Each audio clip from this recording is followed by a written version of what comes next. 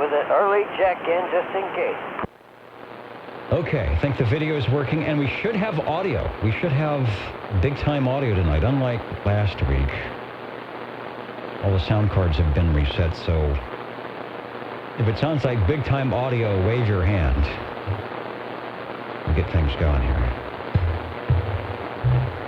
Ooh, got a big boom shadow tonight, too.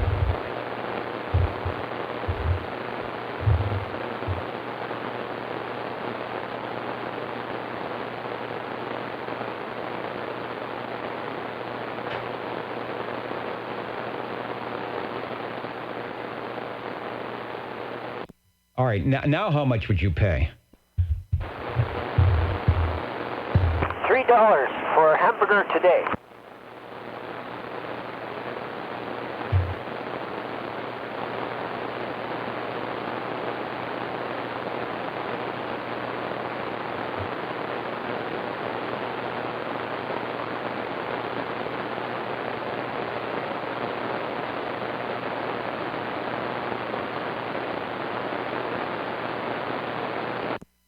All right, let's try it here. A little bit late, but I am back. Everything is A-OK at the FM radio station, so let's see if we can't make some stuff happen here at the AM side of things. The Old Tube Radio Network, 27085 is our frequency of choice. Our RF spot, if you're going to try and tune us in from wherever you might be, or listened in earlier, and I didn't hear any 10-meter beacons, albeit for the one that's on the ground wave. I think the video is up and running with good audio tonight. Reset everything, got the audio stream back where it should be. I am in uniform tonight with the official Old Tube Radio jacket. Yep, there it is. And also, before we get started, I need to grab the new 00. So I'm actually a week late on that. So we'll, Bozo Control has put all the little, those who have perfect attendance in the M&M box here. And if I can pull out one and only one, which I have, that will help me to commence to begin on the roll call. And there it is. All right, this guy's done it before. SWL 51. There it is. Dave. Out there near Sangertown. Let's see if Dave is out there. Hello, radio.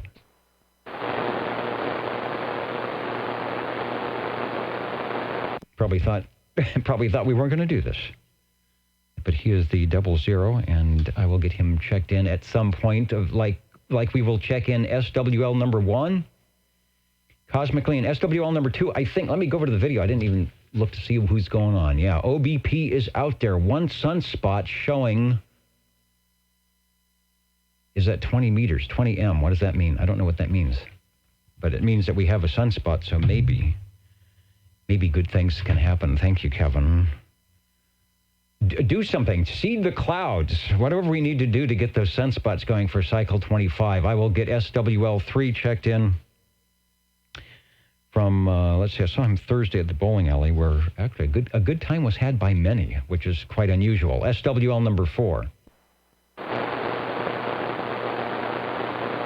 SWL 5. SWL 6. SWL 7. SWL 7, checking in. Checking in at the control point tonight. I take it the noise level is semi-acceptable. Yes, it is, thankfully. All right, and see you on the video side as well. Thanks for checking in. Up to SWL 13, Mr. Cobra. Also, you can check in at oldtuberadio.net, or you don't have to be on any list, you know. You don't have to be on a list if you want to stop by and say hi. We will say hi to you and acknowledge you when we notice you're jumping up and down on the various possibilities of checking in around here on the Old Tube Radio Network. SWL 14, SWL 15, SWL 16, shortwave listener 17, SWL 18, SWL 19.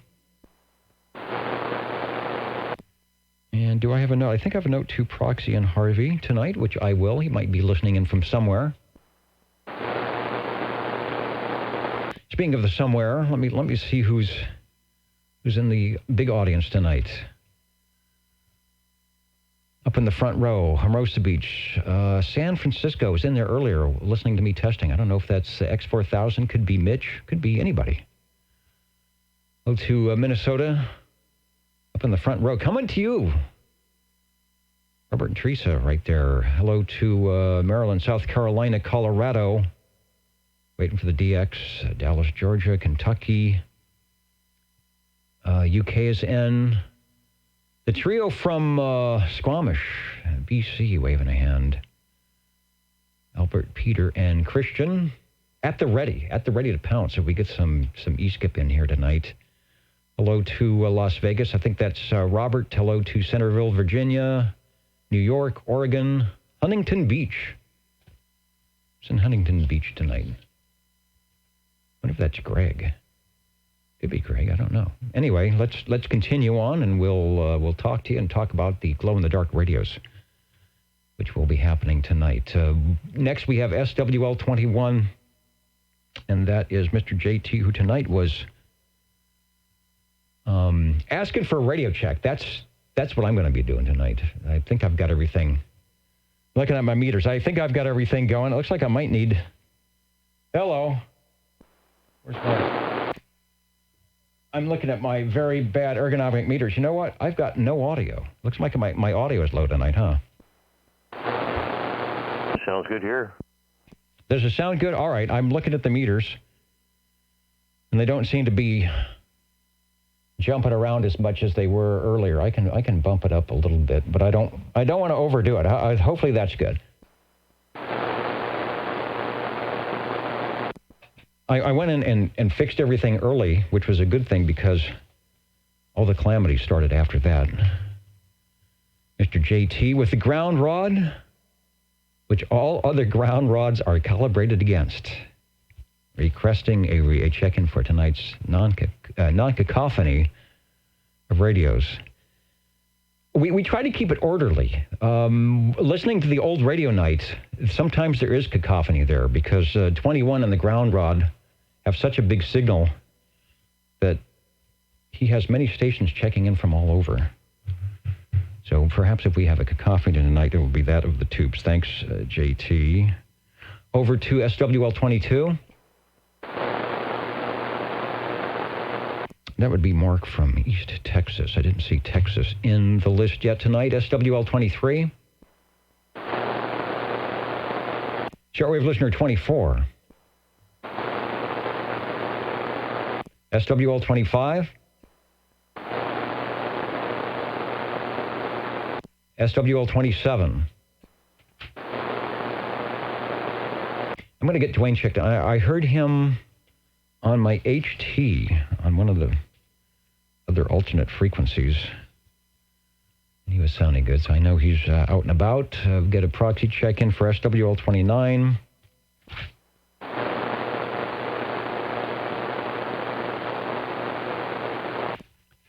And also a check-in for SWL 31.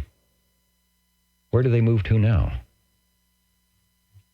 They're still up there in the front row. I was looking up here in the balcony, and they're in the VIP seats tonight. Well, they're all VIP seats when you come to the Old Tube Radio Network. It's just I think you're closer to the orchestra pit. And Mr. Announcer, when you're in front of that, hello, hope things are going well in Hendersonville. Next we have SWL 32. Shortwave listener 33, myself, and Bozo Control, the Jingle Singers who are here. You know what? We haven't heard from them yet. Hold on a second. Let's give it a try. I think everything is working. There's no reason that we can't just take a quickie break here and get them going. Let's see if I've got everything hooked up. And they are ready to go. All right, take it away, Jingle Singers. How do you do? Ladies and gentlemen, Greetings to you. wherever you are, for music and the latest news from home and from afar, the station for you is OTR, Old Tube Radio. the station for you is OTR. The station for you, and hopefully you and you, as we try to recreate the sound of your 11-meter Class D CB radio when it was glowing in the dark way back in 1958 when the FCC banged the gavel and said, yes, indeed, there is Class D, and back up to about 1978 when the manufacturers said, you know what, we're just not making money doing this, so let's make it all solid state. But the decorum, and as 21 would say, the lack of cacophony might remind one of the good old days. Was there such a thing? Of CB radio. We enjoy our shortwave listeners and tube radio operators as they'll be checking in tonight. Next, we are looking for SWL 35, and I think I saw a post from Mr. Bill on the big page checking in from Cheyenne, Wyoming tonight. Hope all is going well there over in the Red Monkey mobile communications device. Over to SWL 36. Shortwave listener 37.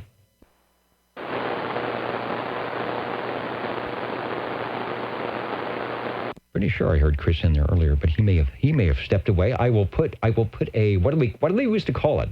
I will put him on layaway. Remember that? Was that before you put it on your Visa card? You put stuff on layaway. We've got 37 on layaway tonight. He's got to check in, but he just has to come and get it.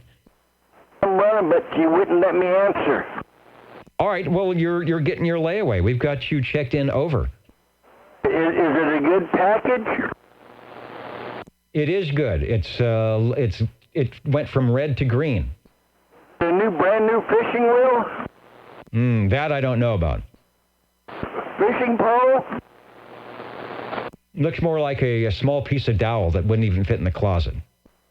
Dang. Oh, well, I tried. And you did well. We've got you checked in. Thanks. I didn't know whichever what was going to happen. I was sitting there in the living room, and I turned the volume down to TV, and all of a sudden I heard you say 36. I got up, kept running, and then I get here, and I hear you saying, well, I know Chris was in there. I heard him. And needless to say, I hear you too. Okay, we have been heard, and heard enough. Thanks, Chris. Back to what you was doing, and we'll be glowing in the dark in a little while, as you know. Okay. Over to SWL 39.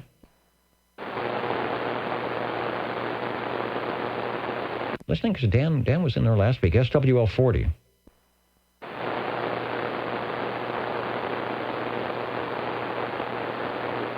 He may have just stepped out. I think he said he was in Turlock. I wonder if that was their... I thought they did that during the summer. We'll find out later. SWL 41. Plus, I was listening on 20 meters earlier today, and I was hearing CQ Field Day. What field day happens in January? Something I don't know about. SWL 42. SWL 43.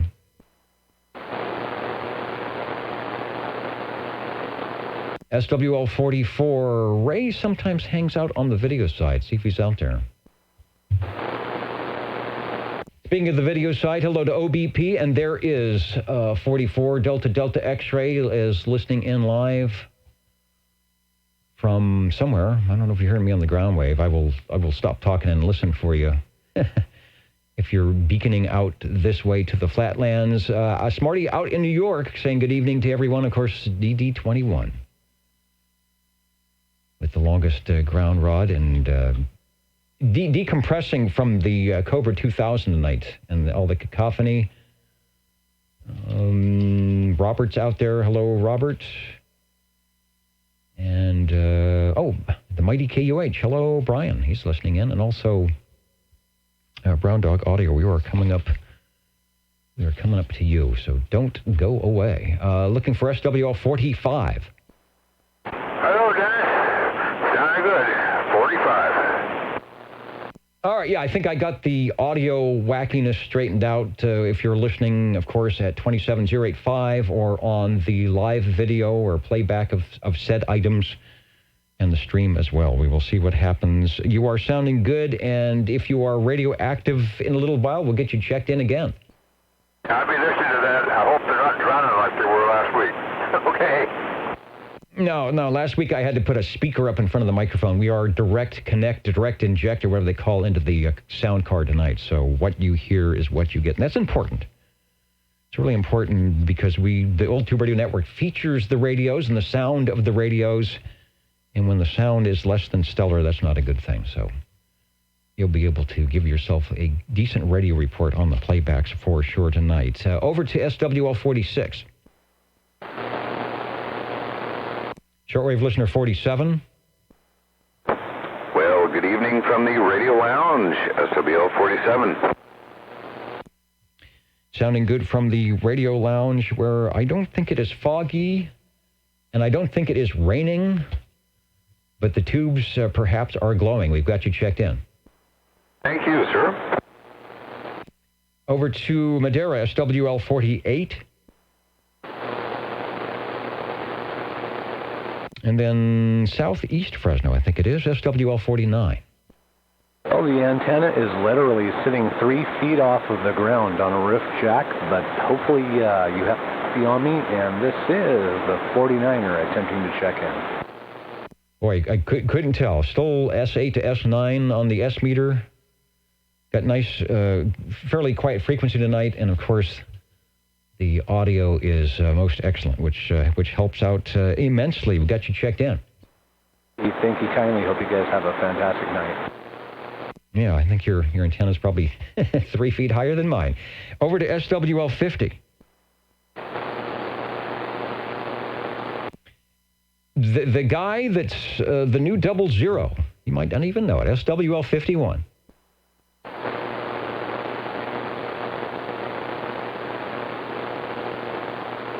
Wouldn't that be like it? When you accept that 4-year perfect attendance award, then you make yourself absent just because you can.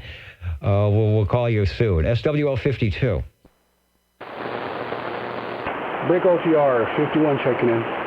Hey, there he is. All right. Also, if you didn't know, there 305, you were pulled out of the.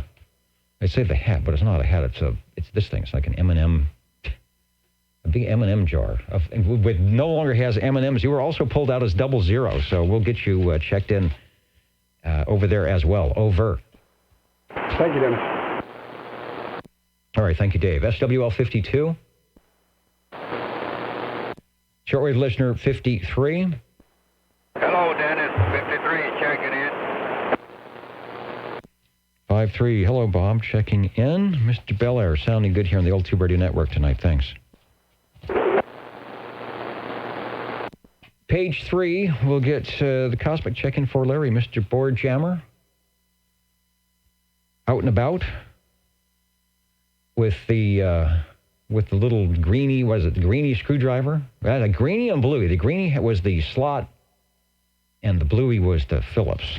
And I have them somewhere, but I don't have them. Maybe that's what I need to do. I need to put them in my pocket here to be a little bit more Old Tube Radio official and nerd-like. SWL 55. 55 checking in. Wow, big signal tonight, as always, down here in Midtown Fresno. Thank you, M&M.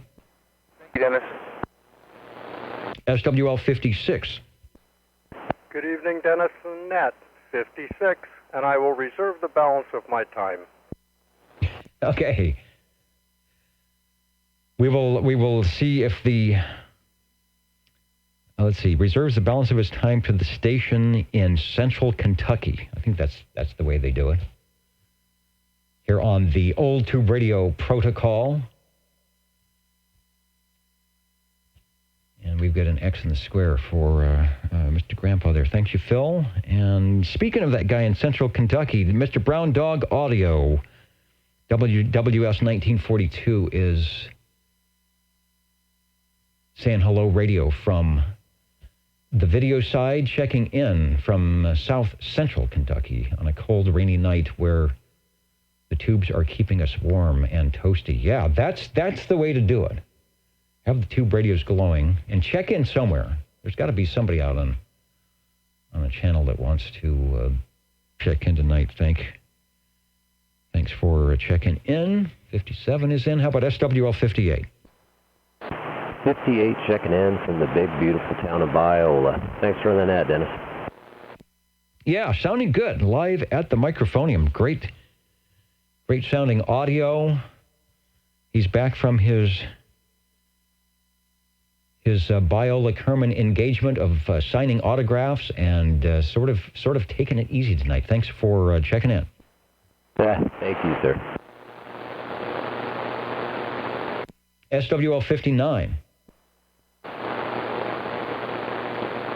SWL 60. Thanks, Dennis. Evening time to the fellows out there. Yeah, let's get this base checked in. Big Jake's base, the 2527, the DX2527. That DX2527, 2901. I still remember the 2901 waving a hand, getting checked in. That's back when we did the roll call. We didn't even do a roll call. We just said, who wants to check in? And there was basically like a de-expedition heterodyne squeal of all the stations coming in, but you could get that 2901 out of the fracas, or as 21 would say, out of the cacophony. Okay, Joe, we got everybody checked in. Great. Then we've got SWL 61. 51 checking in, Dennis. Always a good signal from Dino. Thank you for checking in tonight. Sure.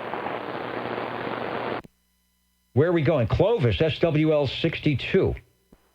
Evening time, Dennis. This is 62, checking in from downtown Clovis. How are you doing tonight? I am doing good. I think I've got all the fires put out. I'm in full OTR uniform tonight, and I am looking forward to checking in as many tube radios as possible. Sounds like a decent winter evening on Pulaski Avenue, and we've got you checked in. Thank you, Dennis. See you next week. Tube radios are coming up. The classic tube radios at the end of the roll call here.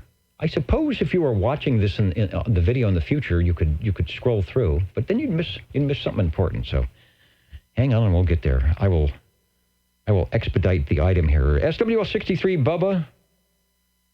I don't know who that is anymore. I just put it down New York. Anybody that's in New York, this is your check-in.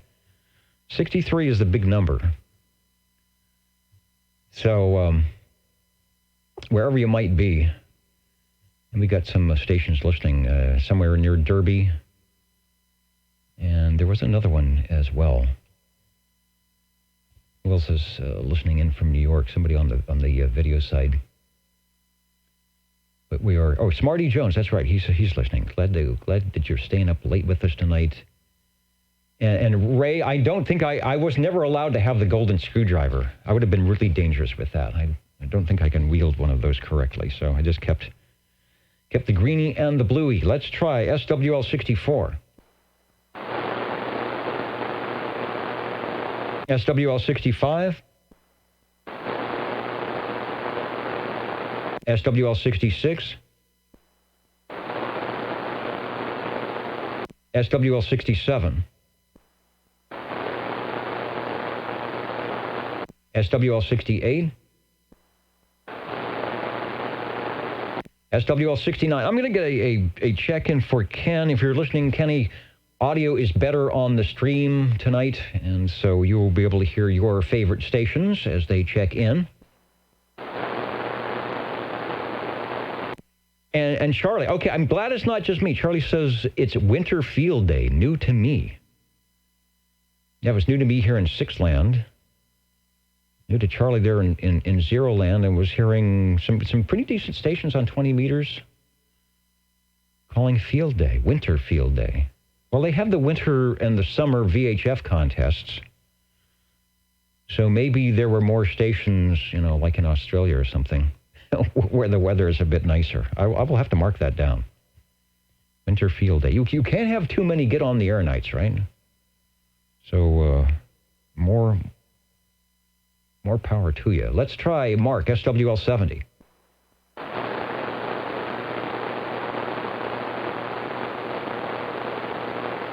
And the station waiting patiently from Dallas, Georgia, who was in there earlier. Oh yeah, that's right there. Right there. I just have to look the right way.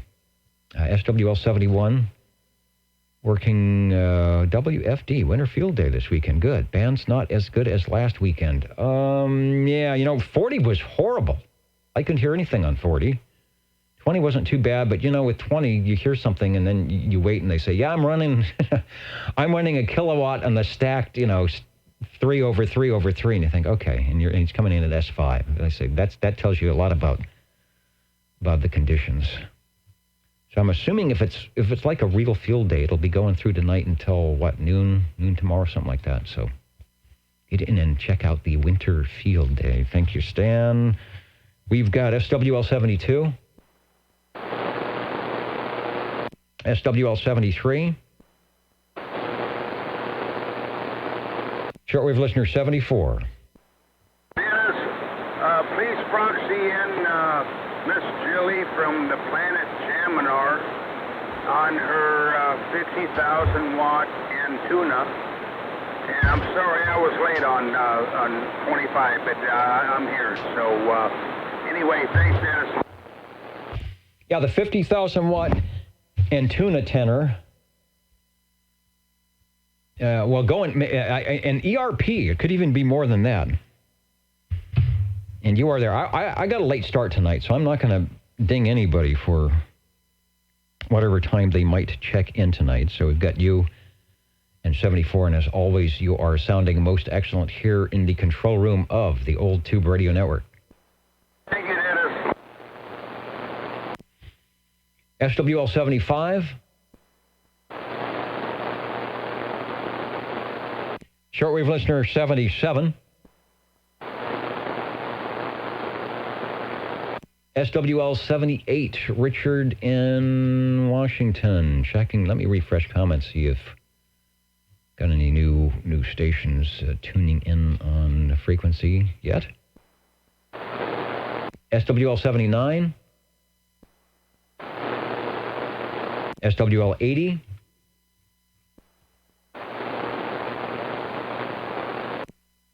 And Bob and Steve, I'm full uniform tonight. Last week I was kind of running around, and it's been a bit hectic to say the least. So I think this is going to be the OTR uniform maybe until it gets 90 degrees in here. Because I keep seeing those old-time radio ads where the operator, whether it's, I don't know about the CB, but it's usually a ham operator, is dressed in a tie. I don't have a pipe, I don't smoke, and I don't have a pack of Chesterfields. But I mean, this may give the air of, the way advertisements would look in the 50s and 60s. I don't know about CB advertisements. Maybe that was a little bit too much to be this dressed up for a CB radio, but it seems to work. Plus, I've got that cool official shirt, so I need to put something with it. Happening in the green room tonight, they're on schedule with the weight loss program. They need to move some of the sound equipment out of the green room for more exercise equipment. Well, we have the orchestra pit. We could move them off to the side. The microphoniums are pretty hefty. I don't think we want to... And the jingle singers may need to go on tape rather than live sound. I can work on that. I won't have any problems with putting them on tape. How about a nice 8-track? I actually do. When we first started, I had an 8-track from the radio station, so somewhere I'll have to find it. And we did occasionally have the jingle singers on, actually it was 4-track, but it was the 8-track cassette tapes. And let me tell you, that was a nightmare, so it can happen. Over to page 4, and we will be getting to the radios if I don't stop having too much fun here. I do believe I saw Mr. Unicorn saying hello over on the video side. Yes, indeed. Hello, Steve Areno checking in. And he's yielding his time back to net control here, so that's a good thing. Thanks, Steve. Because I'm already behind. I'm already behind 10 minutes. We won't have enough time to check in the radios. Thanks. SWL 82. 82, checking in from the Ditch Banks of Piola. Good evening. Good evening. I don't know if the fog has set in yet. I looked for the ditch banks this morning, and I couldn't see past Dakota Avenue. Couldn't even see the stop sign at the corner, so hopefully the ditch banks are still there. Oh, yeah. Thanks, sis. All right, thank you for checking in, Ron. Let's go to SWL 84. And I will get Jerry checked in. He checked me in Wednesday. He was doing a good job, sounding really good on the Wednesday night 10-meter net. And also get Mountain Maid, Tandy Girl, and the Snowy Owl, and then put a plug in for those of you who are SWLs and like to listen in. The frequency is 28.445 upper sideband. And for those of you who also have your amateur radio ticket here in the Central Valley and maybe everywhere else, if the conditions happen on Wednesday evenings at 8 o'clock Pacific Standard Time at 28.445 upper sideband, there is the, I don't even know what they call it, Fresno Madera 10-meter net, and everybody's welcome. They have a visitor check-in section and all that good stuff. And Jerry, both Jerrys, 84 and 25, are net controllers, and so is SWL 70. And I don't know, if I ever get my station together, maybe I will be, I think. And you know who else is? Dwayne, 27. So it's like, why am I not doing that? Because my station is less than stellar. But I will work on that. So give that a listen if you want. Sometimes I stream it. Sometimes I'll put it up on the OTR stream if I remember. SWL 89. SWL 90. SWL 92.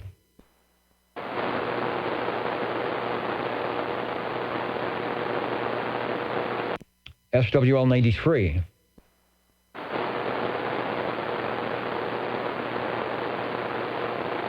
SWL 98. Good evening.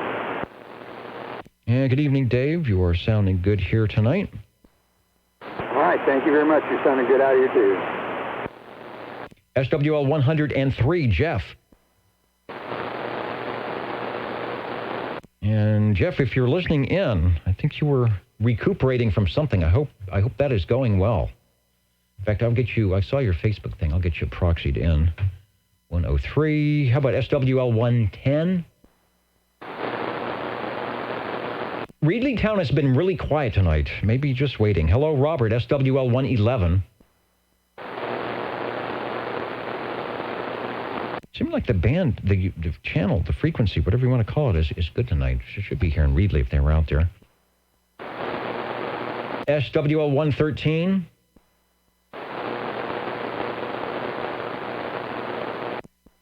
And hello to Mark watching in out there in Victoria, British Columbia. Might have some conditions tonight. Nothing from Tom. How about SWL 114, Wayne? 114 checking in. 114 is checked in. Thanks for listening. Over to the digital side, SWL 128. John Lee from Fairfax, Winter Field Day. All right. I didn't get the message on that Winter Field Day. So we'll see how many field day stations we can check in tonight. Thank you, 128. Over to SWL 131.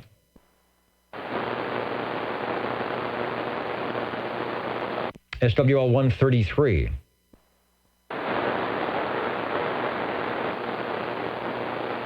Was that you, Dave? I'm barely hearing you. Try it again.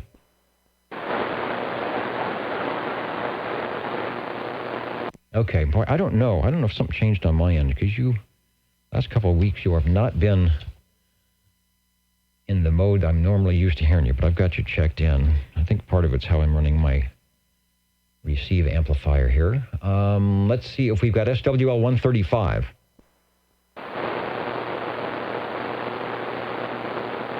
And I got a note. I got Cliff proxied in. We will see a lot of his pictures tonight, even if he is not radioactive on frequency. Hello to the station in Kentucky, Hustonville, or somewhere near Hustonville, Kentucky, listening in. Up there, way up there in the balcony, in the Old Tube Radio Network tonight, we will have the glow-in-the-dark radios checking in. Is it Huston or Houston? Houstonville? Maybe it's Houstonville. You know, these West Coast guys just don't know how to... just don't know a darn thing, do we? Where it's cloudy and 34 degrees.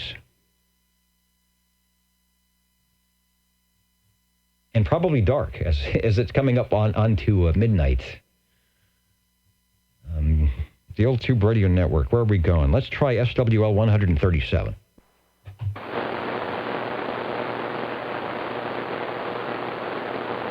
SWL 145. Good evening, Dennis, and all the other SWLs waiting to be called. SWL 145 in Course Gold checking in. Hope my audio is a little better this week. And with that, I'll say thank you for running the net. Back to you, Roger, Roger. Yeah, the audio is excellent, and the signal is also real good. So you've got it tuned, and I would say peaked and tweaked, but I don't. I think you are 100% ready to go. Don't touch a thing over. All right, thank you, Dennis. Thank you for jumping in there tonight. Let's see if Neil up there in Kakalaki is posted yet. Sometimes he comes in early, sometimes he comes in late. Nothing yet from 147. Let's try the other Course Gold station, SWL 195, Jim. 195, All right, Mr. Starliner 195 waving a hand from Course Gold this evening. Thank you. SWL, I'm losing my foot switch already. SWL 226.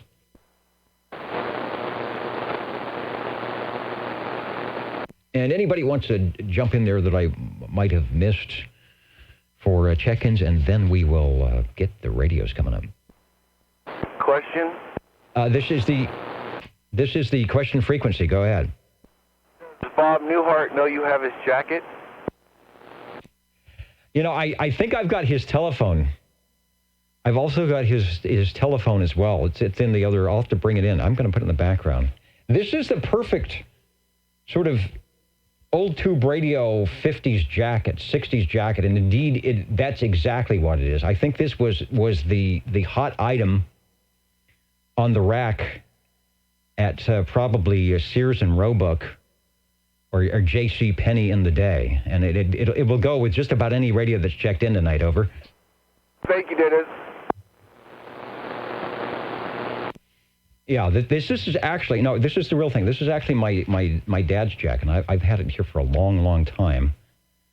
I'm trying to remember how I got it. Probably back in, like a college day or something. I was lamenting that I needed some type of spiffy suit to do something, to impress somebody, and this is what I got. I don't even remember if I ever wore it for anything, but I'm wearing it now, and it's documented on video, so I can't get out of it. You know what? It does look kind of spiffy.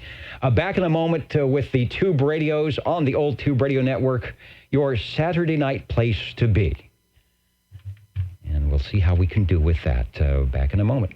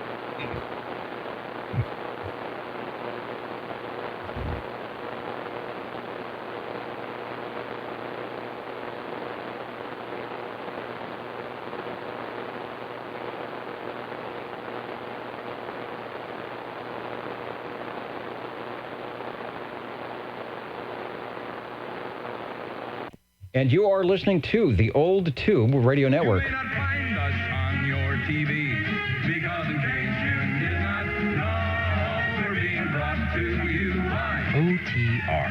Brought to you by 27.085 megahertz. Brought to you by RADI. The Old Tube Radio Network.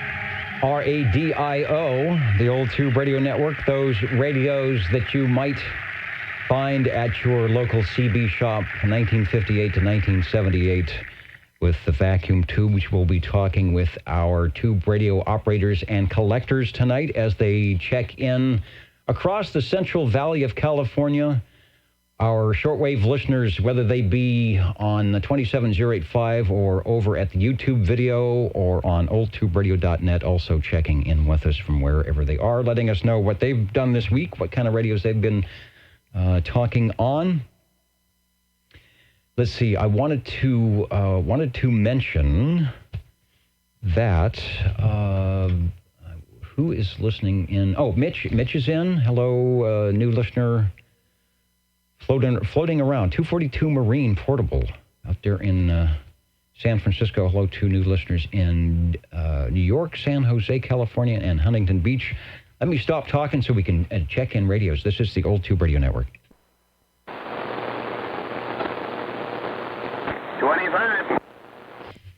Hello, sir. Yeah, let's get started. I've got the list ready here. I've run out of table space. For some reason, I want to make sure that we're clear to go there, and we'll clear that out. And give us a shout here at 8:52 with what will be the first radio on the list tonight, I think.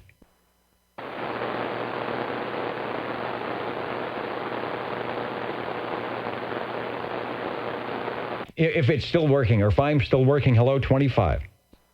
Sorry, Dennis, I thought you were never mind. I took a vacation. Anyway, 25 checking in on this Sonar FS 3023. I'm still laughing at myself. On the 23 channel Sonar, all tube radio, talking on a non-powered big old Sonar piece of loaf of bread or piece of bread microphonium. Anyway, back to you, Dennis. All right, well, this is the take a vacation frequency. I think I need one. Or two, or three. I have procured a shot of the ever-popular FS 3023, which sounds most excellent. And I wanted to, you know what I wanted to do? I wanted to say hello to stations who tune in or are listening in from some of the CB Facebook pages, CB Radio Lounge. Hello to anybody listening in from there, fans of vintage CB radios. We've got the CB Radio Connection, Antique CB Radios, fans of Demco, and the worldwide sidebanders might be out there listening. So glad you are joining us tonight. I hope you can do something similar to what we do. Maybe it doesn't focus on tube radios, but it's basically what we would call a get on the air night. That's just what we're doing. The radio sounds good. Give us another transmission. Over. Hey, Dennis, this radio is like dual conversion. In other words, AC/DC, and I actually have the bracket, the mounting bracket, if you ever wanted to mount this in your vehicle as a mobile. But like back in the days when we had the Buick Rivieras, the Electra 225s, and the Oldsmobile 442s, we had all kinds of room to mount these baby Yaesus in here. But today's vehicles, I don't know how NAC you'd ever mount it. But anyway, yeah, it works both 12 volts or 110. And anyway, that's about it, Dennis. 23 channel A&L switch is on the front, and the meter's on the front, and it's banging all over the place, and so apparently it's working. So thanks for checking it in, Dennis. Back to you. It's working great. The audio sounds good. And Harvey's not on in the Radio Shack tonight, but he's got the Heathkit, and it's the Cheyenne and the Comanche. I think it's the transmitter receiver, and that's twice probably the size of that. And that was a mobile radio from Heathkit, and that was probably late 50s, early 60s. So they had no shame. The manufacturers knew better and had no shame to put out, 50, 60-pound radios that would take up most of the vehicle, because, like you said, you could take up most of the vehicle and still have room for the groceries. From the mid-1960s, when the radio was brand new, sounding almost brand new here in 2020, the Sonar FS 3023. With the, that's the only thing I don't like about this picture that we have here. It doesn't show the cool microphonium. I have it on some of the other Sonar radios. So let's go back to you one more time. Radio 1, Radio 2, I'm sure is ready to warm up, but let's hear the Sonar one more time on the Old Tube Radio Network. Okay, Dennis, with the four knobs on the bottom, volume and the squelch control, RF gain, and fine tuning. And I guess that would be like, well, you know what? I don't know what that is. I have to figure that one out, because this is all crystal controlled. But it might be on the receive, so I'll bet it is. So I wish I knew more about it. But there's four little knobs on the bottom and a channel selector on the top, and of course, the meter on the upper right-hand side, which is working. So, anyway, back to you, Dennis, and we'll see if we can warm up another one. All right, good deal. Yeah, the fine-tuning knob should be for your receive. Does it have a notch on the knob? That's, I'm assuming it would, if it was correct, it'd be up near 12 o'clock position. Yeah, no, it does not have a notch, but I just set the knobbing at 12 o'clock. But being that it's all crystal controlled, kind of doesn't make sense unless it is on the receive. To fine tune the receive, you're probably right, Dennis, as always. Anyway, back to you. Well, remember, the FCC in their wisdom said one of the restrictions on the Class D was you had to be crystal controlled transmit, but your receiver, as you know, like you have on the Browning, could be a tunable receiver. So I love doing tests. We'll do a little test. You said the knob is at 12 o'clock, and if you crank it to the right, it's the plus position. So what I'm going to do, we'll see if it works. Let me get in a position here, and Radio 2, if you're out there, will be right with you, but I want to do something. I'm going to virtually move, even though I'm crystal controlled. I'm going to virtually move my transmitter to a little bit high, and then what you're going to do is you're going to take maybe before I move, you're going to take your knob and turn it to the plus side, and hopefully it will make me sound less like sideband and less tinny. So anyway, here I go. I'll try it right there. Now, what you want to do is turn that knob to the right, to the plus side, and see if it makes me sound any better. Over. That way, but not on the spectrum that you moved. In other words, maybe 1 or 2 kcs one way or the other. But I don't know, how far did you move?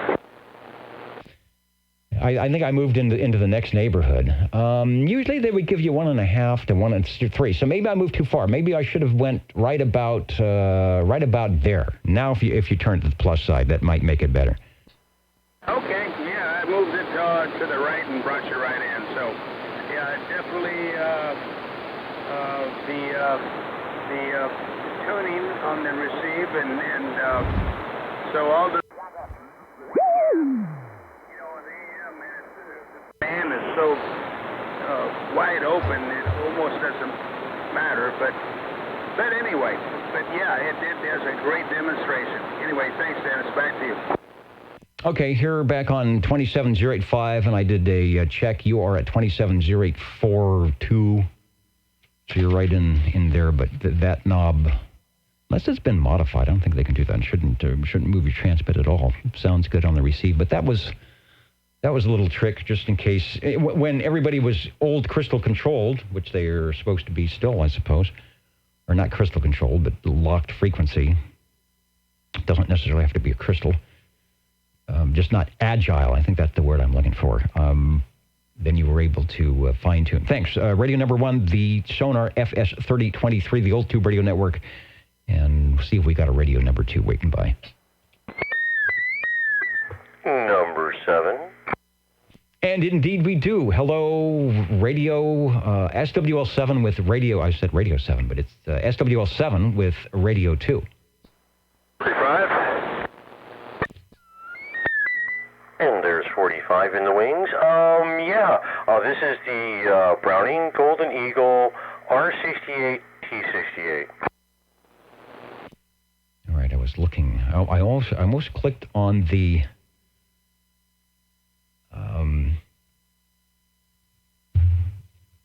SSB Mark III, but we are the original Browning Eagle, or I should say the first Browning to grab the name Golden Eagle, was the model that we're hearing, or we'll be hearing in just a moment. Before the Mark II and after the R20, or the R27, S23. I'll get it right here. And it's sounding most excellent. And Paul, if you're listening, stand by. Head over to the green room. You will be radio 3 after Mr. Ed here. Give us another transmission on the R68 T68. Over. Yeah, just like your advertisement up there. This one looks just like that one, although I don't have the external speaker. Yeah, I was looking. There's an external speaker and also a cabinet that goes with that. I rarely see the external speaker or the cabinets posted when someone's posting their pictures for the Brownings. So they must have been fairly rare. I think that maybe by the time you spent your, what was that radio, $400, you didn't... Yeah, for $395, 1967 to 68. You didn't have much money left for the speaker. There was a Series 1 and Series 2. I think we've determined that was the Series 2 transmitter that has the lighted on-the-air light rather than the spotlight, and it has possibly a 3-position switch for, or a variable switch for RF gain. Yeah, that is correct. It is the Series 2, and it has the 3-position switch, which is definitely a little bit different. I'm used to variables, but it works just fine. As demonstrated by your great audio and key-ups, Richard on the thing saying that the jacket scares him. I would think what's in the jacket is a lot more scary than the jacket itself. I was thinking I could just do the audio part and leave the jacket up here, but this is a jacket that one probably would be wearing as they were jumping into the Chevy Del Rey and going out to buy their tube radios. Radio number 2 tonight from SWL7, the Browning Golden Eagle R68 T68, the first of Browning Labs' Golden series on the Eagles, and it sounds great. One more transmission, and then we'll, I think we'll go to the Jingle Singers, and then we'll pick up radio number 3. Back to you on Radio 2. And I applaud your bravery with the tweed jacket. With that, we'll give you back the remainder of our time. All right, thank you so much. And 45, step up into the air chair. We're going to head over, if I can get their attention. You know, they're really getting into this physical fitness thing, and it's hard to get them off the exercise bicycles and over to the microphoniums. But here we go, your Old Tube Radio Network. How do you do, ladies and gentlemen? Greetings to you, wherever you are. For music and the latest news from home and from afar, the station for you is OTR, Old Tube Radio. The station for you is OTR. Station for you is OTR, the Old Tube Radio Network. If I didn't say so before, my name is Dennis, your net control operator for the evening, and you are listening to, participating in, or perhaps watching what is the Old Tube Radio Network. We have been on the air here on Saturday evenings at 8 p.m. basically in the Central Valley of California with our listeners, shortwave listeners, and our tube radio operators since 1985, pretty much faithfully every Saturday. Our collectors are great to take time out of their Saturday evenings to sneak into the radio room and share their collections with us. We certainly enjoy it, and it gives the feel, especially for those of you who may not have had the opportunity to either operate these radios when they were new or hope that you could afford them when they were new. This is the flavor. This is the sound, really. We do. I think we do a good job. If we do a good job at one thing, it's kind of recreating the sound if you were to go back in that time machine and plunk down when these radios were brand new. So we really appreciate our tube radio operators helping us out with that. Radio number 3 at 906. Can you hear me? Paul, over. Yeah, Dennis, bear with me. Well, I'll tell you what, the noise level here is tremendous. It's really, really bad. I notice your meter's up to about 7, so it's down there too. I think it's a storm coming in. Anyway, I'd like to check in my generator telephone, Super MC8.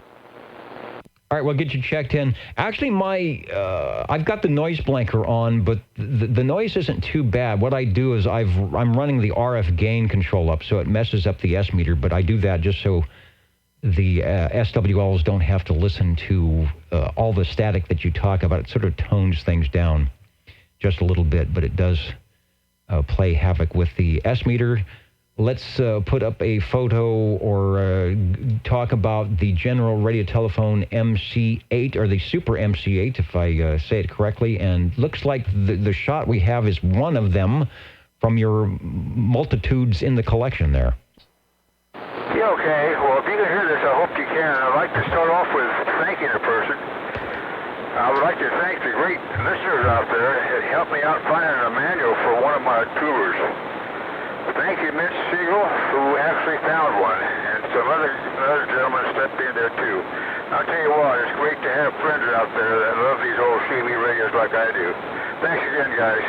Anyway, this Super MC8, it's a neat old radio. I'll tell you, it's the first one that actually came out with this kind of a front. The MC7 was different, and they kind of put something in there like switches in the front, more switches in the front. The 7 had very little few switches on the thing. Preferred the 7, looks better than this one. This is the start of the Super models in the General Radio Telephone. This thing's a 9-tuber and 24, 23 channel receiver. It's got the Civil Air Patrol in it, and it just has a turret tuner like the MC7. That was brand new, very nice. And it's really a nice thing about the MC8 is the tubes are very reasonable. They're 6AL11s, there's 3 of them in here, and they just about give them to you. It's not that bad. But boy, I'll tell you what, after the MC9 comes along, everything's going to change. Anyway, I'm using a stock generator telephone, VSM ceramic microphone. Not the one to come with the radio, but another one that'll work on it. And I'm sure it's probably a carbon mic. That's all I got for it, and I'll try to listen to you, and I'll try to answer if I don't. Bear with me. Thanks, Dennis. All right, good transmit. No problem. Nice loud audio on the microphonium of your Super MC8. Could do 12-volt DC or 115-volt AC, depending on the cable. More information if you got a SAM CB13 on page 55. And 9 tubes, like you said. The 6AL11 shows up 3 times in the AF amp output and the modulation amp clamper and in the master oscillator buffer. And I, too, will give a tip of the hat to our astute shortwave listeners and all those that help us out with information. Mitch is a relatively new listener to the net here, but he, like many of us, I think, has been to the been there, done that school, and is not afraid to share the been there, done that's with us, and that is always helpful to a tube radio operator. when we are looking for some helpful hints or things to do or not to do. Your radio sounds good. We marked it down as Radio 3. If you are hearing me, give us one more transmission on the Super MC8 from General Radio Telephone, beautiful downtown Burbank. Well, I got you just fine that time. I don't know what's going on. I hope it continues. Yeah, that's my radio on the picture up there. I can see the little dent in the board up there. Yeah, so it's my radio. Very nice radio, nice looking radios. Thanks a million for checking it in, Dennis.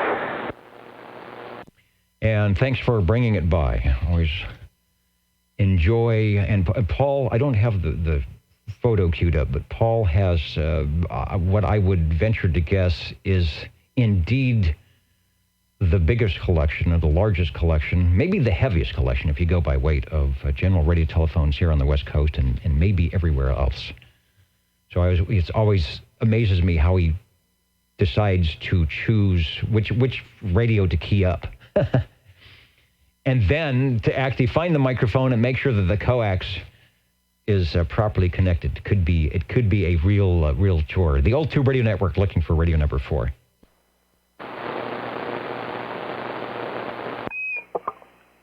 Number 7. With a more subdued ping than the R68 T68, and you got with the prior one, you got the attention of some of our SWLs for sure. Go ahead with Radio 4, over. Yes, this is the Mark III SSB.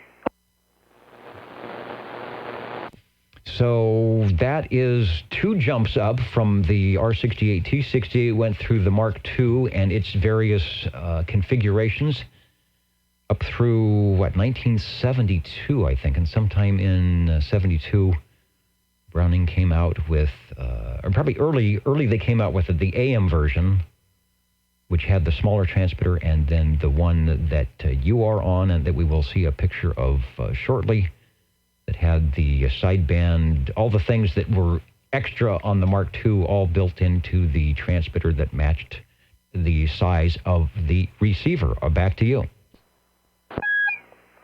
Oh, there you go. Yeah, it was a radio I always wanted as a kid, but I actually saw one, heard it running, but you could never touch. We weren't allowed. So now I can touch it all I want to. This one also has the D104 limited edition gold-plated microphone that was made back in the 1976 for the bicentennial. And I've been seeing a lot of those featured. There was a Night Eagle, which was the black version. I think Cliff has one of those, and the Golden Eagle, which we're seeing here, and then that you have. So on the back, do I have a picture? I don't have a picture. On the back of that, some of them had the BL logo. They actually had Browning logos on them, but that one should have an eagle. Am I thinking correctly here? Yes, just like the Silver Eagle just has the eagle on the back. It does not have the BL. This was strictly the D104 Golden Eagle edition. It was not the one made for Browning. Okay, well, it's a good match. The D104 is always a good match for that radio, although it's hard to make a Browning sound bad. The thing they did with their audio, pretty much put any microphone on, yeah, it sounds like a Browning. They were very proprietary, making sure that you couldn't make the radio sound too much different than the way they wanted it to sound. What was the price of that? New, I think when they started in 72, probably in the mid $600 range, which probably was the price of a decent used car, or a big color TV console. So this was definitely a purchase, a big purchase back then. And you know, the interesting thing is they definitely are holding the prices today. Yeah, back then, car was kind of like $350 that I paid for, so it was far less than the radio. But yeah, I definitely could not afford it back then, but luckily now I can. And we are better for it here at the Old Tube Radio Network. Thumbs up from KB8 SMU. I'm a KB6, so always say hello to all the KB stations out there. And a thumbs up here from Net Control as we check in radio number 4 from Browning Laboratories. Let me jump over to the S-meter shot, and you can give yourself a radio check if you ever watch the playback. Back to you for transmission. Thanks for bringing it by. And just for those who like the longer scream, there's one of the long screams on the Golden Eagle. There you go. Oh, and a question, since I don't have switchables, there is a way to do that. Is this, and they obviously had to add a switch. I'm not assuming you're not doing something with a clip lead. So where is the switch hidden on that radio to change the ping? Yeah, it's actually very accessible. It's on the right back end behind the radio. It's not in the front, so it doesn't mess up the radio looks at all. And you just a little multi-switch back there. I can switch it from this small ping or a mid-range or a very long one. Sort of like the Alice in Wonderland. One ping makes you larger, and another ping will make it small. Thanks for bringing it by. The Old Tube Radio Network jingle singers are away from... It must be snack time. They say, the heck with those treadmills and things. They want to tell us about their favorite place to be on Saturday evening. How do you do? Ladies and gentlemen, greetings to you.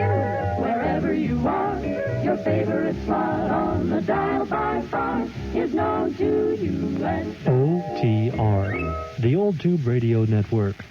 the station for you is OTR.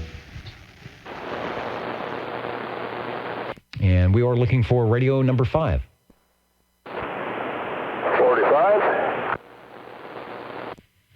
And there perhaps is radio number 5. Hello, Paul, over. Oh, we'll try it again. I want to check in my Regency Imperial. Hey, the Regency Imperial. We'll try it again, and so far, so good. Sounding great. There are some great pictures of Regency Imperials, and I don't have one. I should go to the Facebook page because there are a couple of people that have really nice shots of them. Oh, this wasn't too bad. If I can get it to come up on the item of interest. My favorite radio, my first old tube radio back in, when did I pick up? My 1972. And the radio that actually got me started when we got into the old tube radio network back in the mid-1980s. So back to you for a transmission. Those things have really nice receivers on them, too. Okay. Well, it's Imperial SSB-DSB-AM. That's the whole shebang. When you have to look that up, catch that. You got it. That's it. All right, very good. Very nice radio, very nice looking radio. Boy, that's a nice looking one. It looks a lot better than mine up there, I'll tell you. This thing's got total, wait a minute, somebody's talking about it. No, 13 tubes in the thing.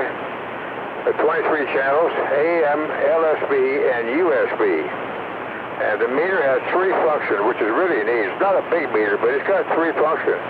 It's got an SVC, and that stands for signal strength, voltage, and current. So, and it has a fine tuning on the front on the thing. It's interesting. It's a VFO or -VFO, but it does help out a lot. I can hear you pretty well, even with this lousy thing, this storm coming in.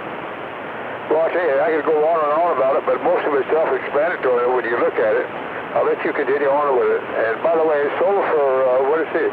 About $300 back there, 1967. Back to you, Dennis. Yeah, I think that was the going price, especially when you had a top-of-the-line radio or you had the sideband put into the radio. This was double sideband. One of the first ones, I think one of the Tram Titan 2s also had double sideband. Let's see. Oh, what was the trick? And I don't know if yours does it or not. We'll find out on your next transmission. It had a dual lighting over the S meter, so it was lit on receive, and then when you transmit, there was a red bulb. I think it was a red bulb or a bulb with a red little boot around it, and the meter would turn red. when you transmit it in. The thing that annoyed me, I had my first radio was a Realistic Navajo, and you could turn the channel selector continuously around. So when you got to channel 1, you would click it and you go to channel 23. And then when I got this, because I used to listen SWL and listen a lot, so I'd be on channel 23, and to get back to channel 1, you had to go all the way back around on the channel selector.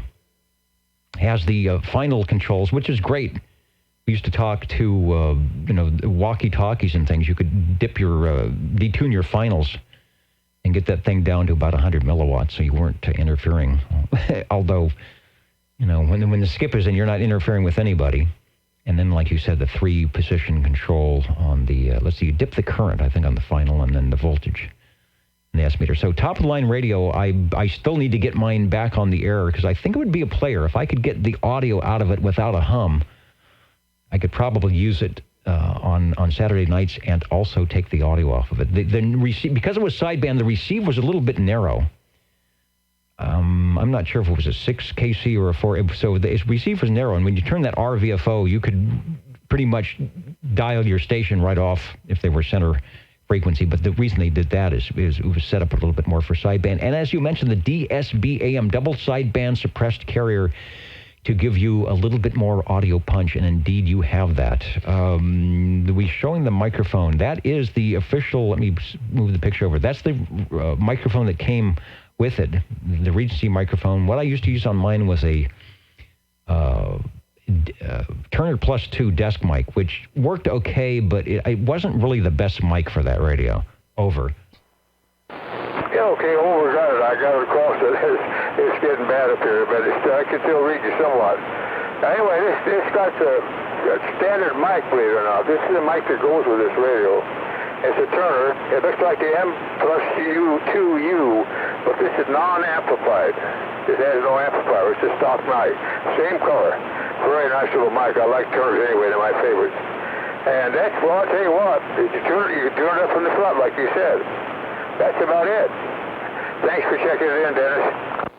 All right, sounds good. You know what? I wanted to check. Don't go. I wanted to check your how your crystal is on frequency. That's the problem with mine. It's synthesized, and one block of I think it's the 8 meg block went out on goes out on the synthesized crystals. It doesn't work, so I lose blocks. I lose 11 and 15 and 19. So it's got some issues. Otherwise, I probably would be transmitting with it here. So give me another transmission. I'm going to see how your crystal is holding up here on 11. Over. Yeah, okay. Well, I had to turn it again, this thing.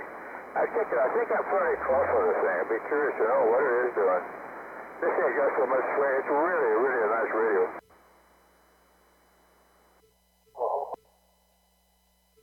Pull the dash in. They're big radios. So, all right, back to you if you got a chance to do it. Yeah, I pressed the wrong button on the receiver and sent the radio off into Never Never Land. You are very close, 27,849, so 100 cycles. I wish mine was like that.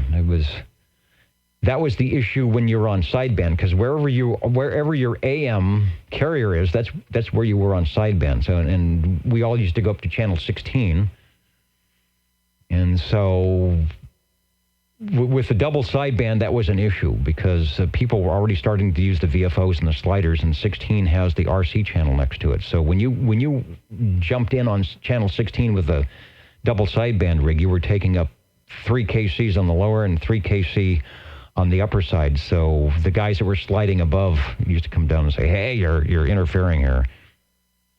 So I didn't do that much sideband on it, unfortunately. But it sounds good on sideband, and the audio is nice and clear when we went to sideband. Got some good strong sidebands on the upper and lower side with the suppressed carrier. Regency Imperial from 1966, 67, 68, and then they came out with the Imperial 2, which was very similar, but they added the ANL, another ANL, and they made it... They made it a green color. I really like this one better. Like you said, it's very pretty radio. Thanks for bringing it by tonight for Radio 5.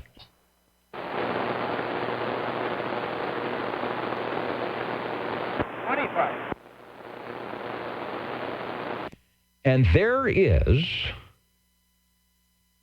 out of Madera Flats, Madera Heights, somewhere out there, 25. Hello. Dennis, real quickly, you probably already know what I'm talking on. you're clairvoyant that way. But we got to check in a general tonight for beautiful downtown Burbank, California. The General Radio Telephone MC5. Back to you, Dennis. A rumor has it that was one of their most advertised radios, perhaps maybe one of their most popular radios as well. Not sure. Let me, and before I pop in the radio, let me see if I can go to the advertisement, or one of the advertisements that would have been in the radio. Progressive technical advances create the General MC5. Hey, free, right for a schematic and complete technical manual. The world's most advanced 11-meter two-way radio. 3.25 watts minimum output. High-level modulation transformer for unparalleled talk power, and a new Zener diode shunt noise clamp and series gated limiter. You didn't know about that shunt noise clamp, did you? Quite frankly, no. All right, well, be careful for that shunt noise clamp next to the Zener diode. New high-level tone signal illuminated S-meter if your bulb is still working. And 6-volt, 12-volt, and 115-volt operation. It's got 15-watt construction. I don't know what that means. It probably means you can go in and do something. Do something naughty, and you get a few more watts out of that thing. Original price at $200. 12-volt cord was $495. And crystals, I remember that. Crystals for transmit and receive were $295 each. So $6 a channel. I'm glad it's got channel 11. Yeah, it does have in channel 11. Hopefully, we're close on frequency, and this is about half the size as the Sonar FS23 that I checked in earlier. This would actually work really good as a mobile. Well, maybe not in today's cars, but like I said, it's about half the size as the FS23. Anyway, the General Radio Telephone MC5, and it's 5-channel. Well, you already said what it was, so I don't need to repeat that. So hopefully it sounded good, Dennis. It's kind of been a work in progress, so hopefully it's sounding good, and hopefully it's somewhat on frequency. And get back to you, Dennis. Thank you. All right, well, you're saying it all by keying up the radio. The General Radio Telephone MC5, a General Radio Telephone Company at Department P8, 3501 Burbank Boulevard. I have to drive by. What's at 35? Somebody do a Google search. What's at 3501 Burbank Boulevard these days? Probably not the General Radio Telephone Company. And, of course, we would be... I guess, cheating our shortwave listeners if we didn't talk about the tone signal, which was replaced in the next model by what was the bullhorn. So, oops, let me get the picture back here. It is going to be that switch under the S-meter, and we'll go back to you for a test, a demonstration, if you will. Yeah, okay, Dennis.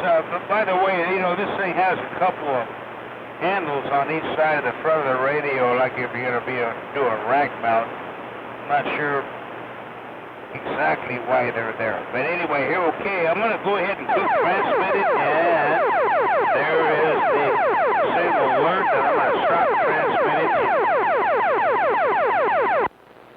There you go. Anyway, thanks, Dennis. Back to you. It worked well. Another sort of industrial-style radio, but still nice with the rack handles and the brushed, brass, the gold front ring. Sort of reminds me of the rig we just had, the Regency Imperial double sideband AM 5-channel, crystal controlled, but all 23 free tunable, and obviously you have channel 11 tuned in nice because you're hearing me perfectly. Thanks for bringing by radio number 6, the General Radio Telephone Master Control number 5. Thanks, Dennis. Number 7. And radio 7. Hey, that works out good here at 9:30. jingle singers coming up to the microphone for our bottom of the hour. But first, let's listen in and somebody's close. The little HT is fired up on the workbench over there. I don't know who that is, but they're close enough to hit the rubber ducky on the inside. Give us a transmission on Radio 7. Over. Okay, this time from Tram, the TR-27 Echo.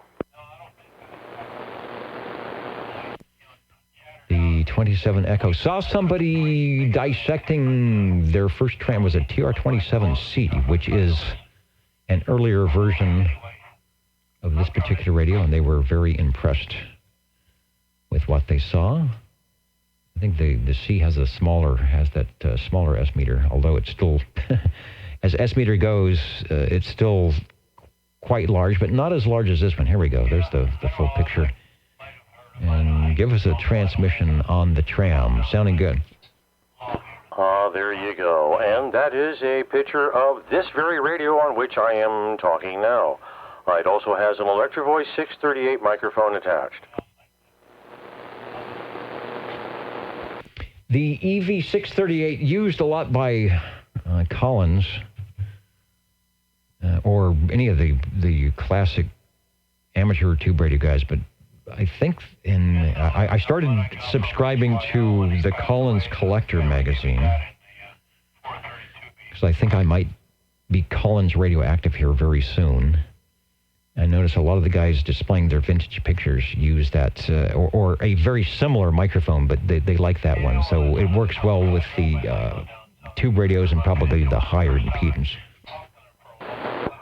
There you go. Definitely a high impedance microphone, and it seems to be liked by Collins and a number of other operators of the tube type radios. So there must be a reason for it.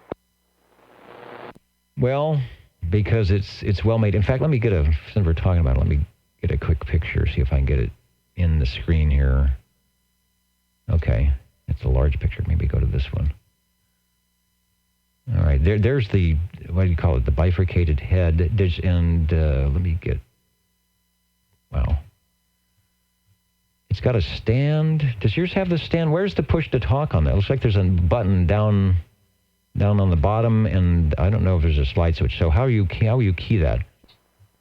Actually, that gray bar on the front is the key. The whole front part, in fact, is pushed in on that one with a little button that will hold it in to keep it keyed up, which I can press that way. Oh, there we go. And that way now I don't have to have my thumb on the little critter and keep it keyed up, or there we go, press the little button and unkey it. But that is the microphone. And in fact, this one's the brushed aluminum stand, just like that one is. Interesting. Okay, I see that it's canted out there as you push that down. Cool. So there you go. Part of your cool tube radio is perhaps your cool microphonium to go with it, and Ed has made the set complete with the Tram TR-27E and the microphonium. And the other question I had is that head, is it adjustable? Looks like it might be on a swivel that you can tilt it up and back, or is that just the way they're putting it together and it doesn't move?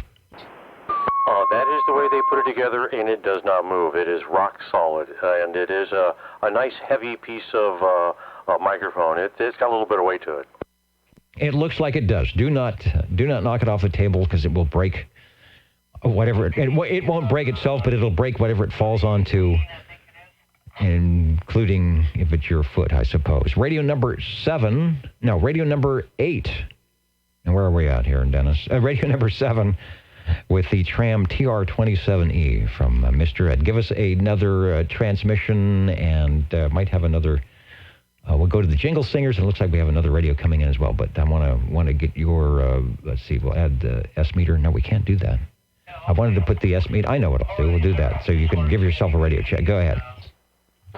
Oh, there you go. Yeah, we, in fact, right here on the air, tried out many microphones on this particular radio, had multiple D104s, Turners, a few others, and even a couple of different Electro Voices. And this one definitely sounded the best, so it stayed with the radio. As well it should. And thanks for bringing it by. Sounds good. Was there a breaking station for the old Tube Radio Network? right, well, we'll go to the jingle singers. Hello to our new shortwave listeners tuning in Sacramento, in Venice, Florida. I'm familiar with Venice Beach in California, so hello to Florida. And let's see, let me answer a couple questions. Richard, clean sound. Yeah, indeed. Indeed, with the microphone. That's basically made for the high impedance tube radios. And what receiver is on this feed? All right, the receiver that you're actually listening to, and I need something that I can get a clean audio output without hum, because like I mentioned before, part of what I think is important, is, especially on the archives, is that people get a chance to hear what the radios sound like. So if they're testing one of their own, and if you're playing back and listening to your own radio and you want to do a microphone test, so we get as true a playback as possible. So the receiver that I use is the Yaesu FT920. It has the audio output that goes directly into the sound card. I do run just a slight bit of noise reduction and compression, very little compression, and just some limiting, so if it hits the way it doesn't hit the sound card too hard. I don't think there's any equalization per se, so it might have some 80 hertz roll-off, but what you hear is what you get. It's exactly the way I'm hearing it, and hopefully it's exactly the way that our SWLs hear it when they're listening in on their very own radios. The Old Tube Radio Network, real radios glowing in the dark. We're looking for Radio 8, but first, this important message. How do you do? Ladies and gentlemen, greetings to you. Wherever you are, the friendliest station for you by far is known to all as OTR, the Old Tube Radio Network. The station for you is OTR. Looking for Radio 8.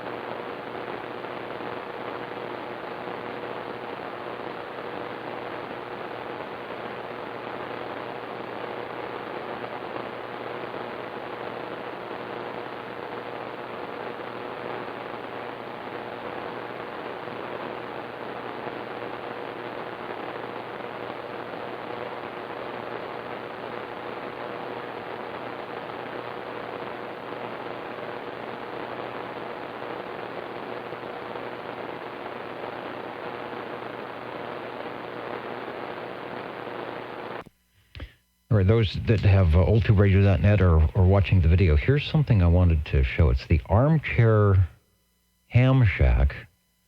And it's basically a little side table with the radio built in. I don't think, let me get a close-up of that. I don't think CB Radio ever did anything like that. But the size of it looks like you could put a Browning.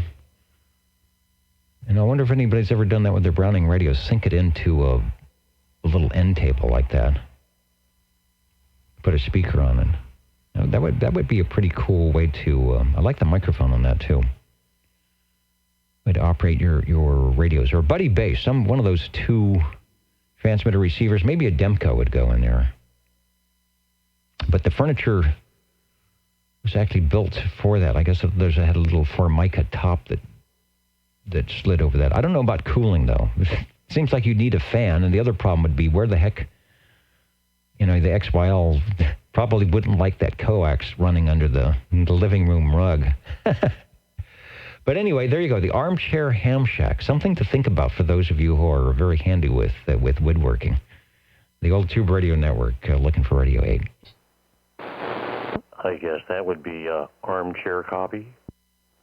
I think so. Armchair coffee. But I look at that, and it looks cool. And then when you think about it, it's like, boy, I bet that there is not much airflow in that thing. No, it doesn't look like it.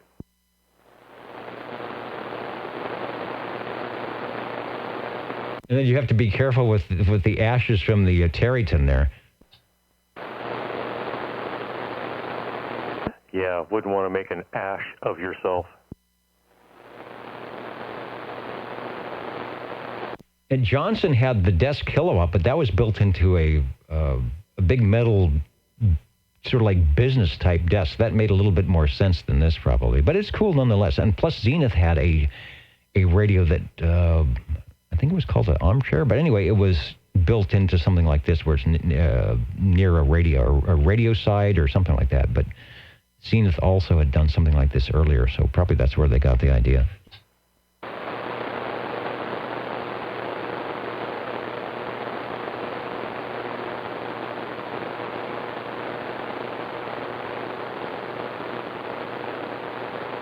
Hello, two stations listening in from Riverside, and also where if we had some backscatter e-skip, you just never know, in Germantown, Wisconsin, to the Old Tube Radio Network, where we are looking for Radio 8 and Ray, SWL 44.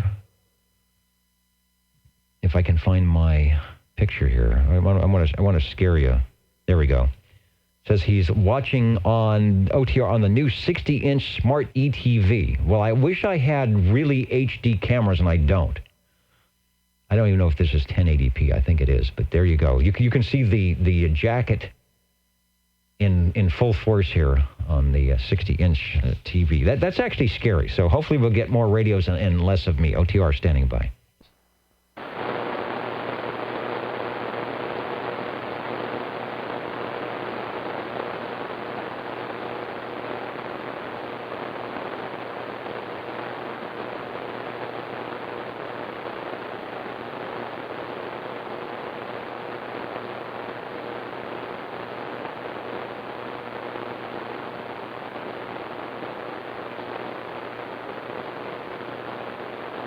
Ray, I think you'll have to build it. And we don't have poetry. We should have the OTR Poetry Corner. And apparently one of our SWLs, probably going crazy from all the strenuous workouts, is going to help us out tonight in the OTR Poetry Department. Mitch out there in San Francisco is going to help us transcribe.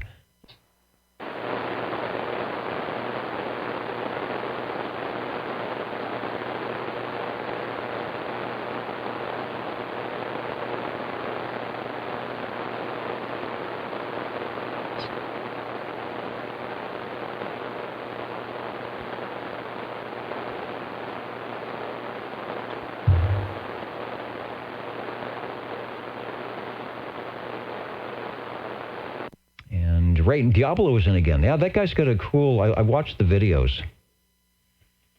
Oh, it's the videos at Diablo. That's a great place at 3,000 feet. That's why the TV transmitters are up there. I guess the equivalent would be Meadow Lakes. Back in the early days, Jim and Kevin and I robbed and talked about maybe doing a remote location up near Meadow Lakes where you can look down on the valley and do OTR, and we never did. Obviously, you can run, we get mobile check-ins from the E.F. Johnsons and the Robins, but never figured out how to get the antenna up there and do it. And then we were afraid that, one, we would be hearing so many other stations that we wouldn't hear the locals up there.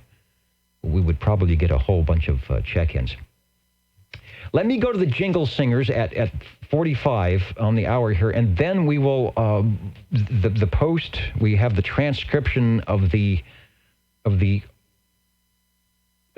anonymous Jingle Singer lyric, or limerick. So let me open up the microphone here. You're listening in the latest style at 27.085 megahertz. Channel 11, Old Tube Radio. In wonderful Fresno, California.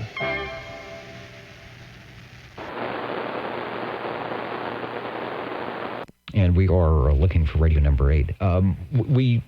We had a poetry show on the FM radio, and we don't do that anymore. So it's good to have perhaps the OTR Poetry Corner. And there's a couple of them now. I think we're encouraging. We started encouraging this, and it can get out of hand as it is already done. So the first one. Let me see if I can do this properly. Thanks, Mitch, for the transcription. I know they're a little shy over there, and I'd rather have them not scribbling things on the walls, or at least if they do it in some, one of those dry erase markers. That's what I need to do, is put a dry erase board up there, and we'll see what we go. So here we go for probably a first. I think this may be a first. For the Old Tube Radio Network in 35 years for the Poetry Corner here. There is a neat station in Fresno. On Saturday nights hosts a cool show with singers that jingle and check-ins that mingle for 35 years making old tubes glow. So there you go.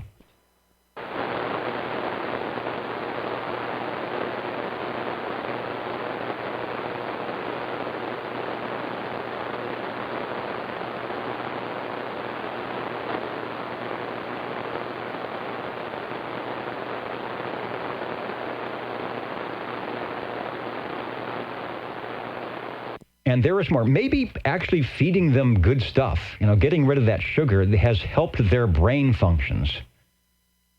In 35 years, signs of intelligent life have been few and far between. And now, thanks to Bob and Steve, maybe changing their diets has changed how things are happening over in the green room.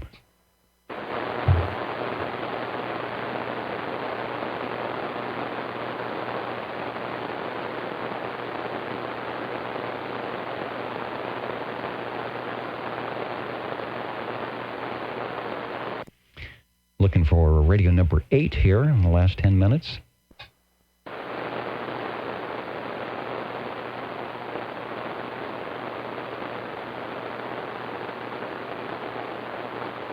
And I don't even know, I should know, Bald Mountain. Is that south or north? Excellent DX location.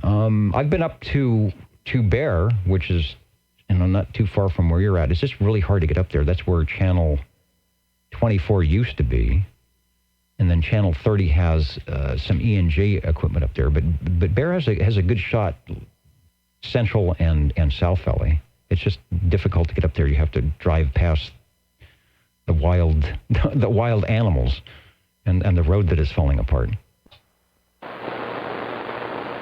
Yeah, Bald Mountain's off Dinky Creek Road. Okay, you're Chevrolet. I don't think I've been up there, all the little secret places. I've talked to some, I remember 2 meters, doing some 2 meter simplex for the skiers and things way, way up, like at Edison, on Handy Talkies, when I had the really big Long John beam, and talking to guys up that way.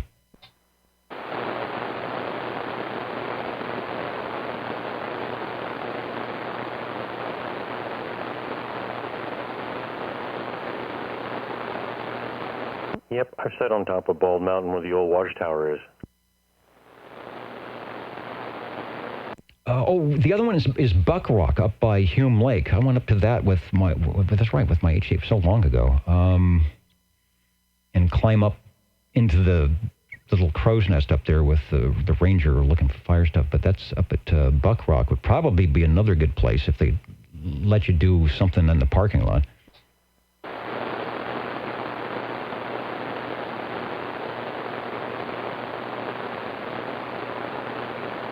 Is that too lofty a goal for the summer, is to do a remote OTR? I don't know. I'd have enough of let the mosquito repellent and everything else, and rattlesnakes. Who knows? All right, Poetry Corner. One more time. The Jingle Singers are just they want to do more. So let's do this. What are the magic numbers? 27.085 megahertz, channel 11. Are the magic letters? OTR. Right here in Fresno, California. Radio Magic. Old Tube Radio. For you.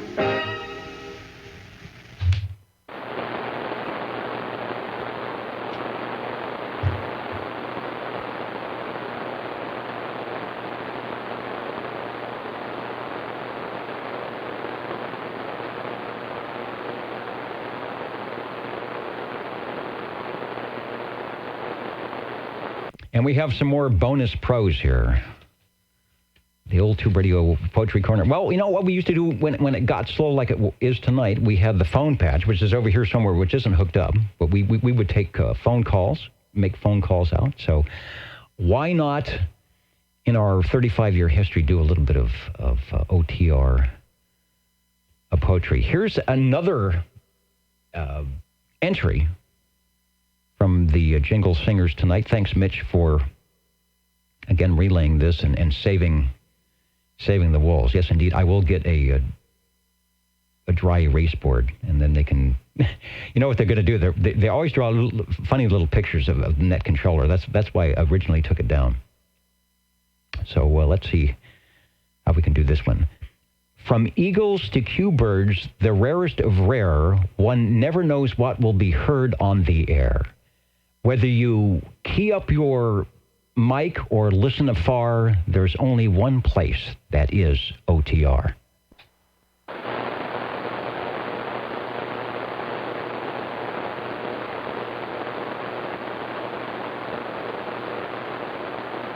Might even be the beginning of a decent country western song there.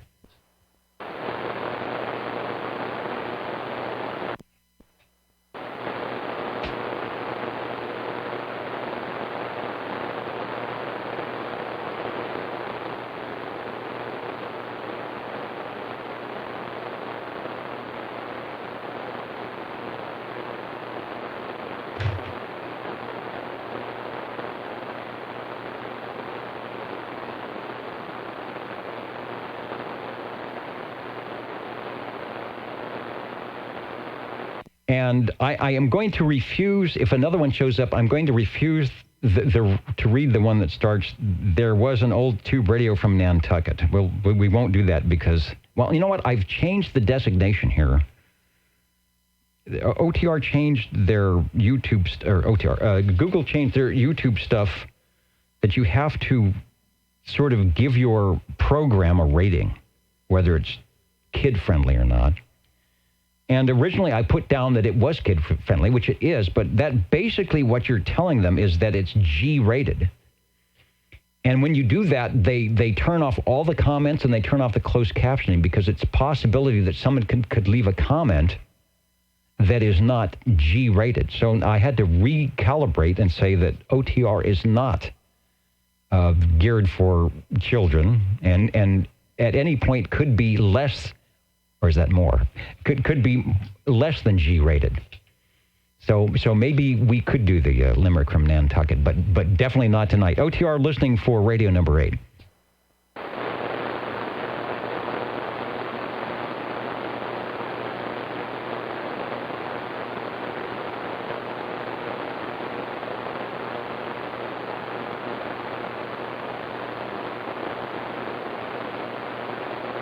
And I think there's some good West Side places. I know John, SWL 73, some of the not field day, but the DX contest, we would drive up on the west side. But apparently there's asbestos mines over there, and it's really hard. You have to come around the back way.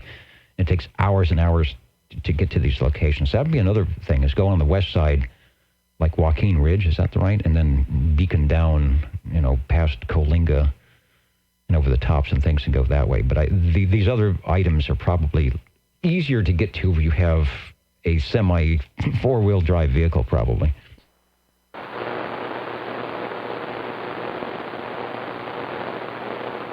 And I kid you not, when I first did Buck Rock, I was in a 1970 Buick Riviera that was about 3 inches off the ground, just not because it was a lowrider, just because the car weighs 2.5 tons.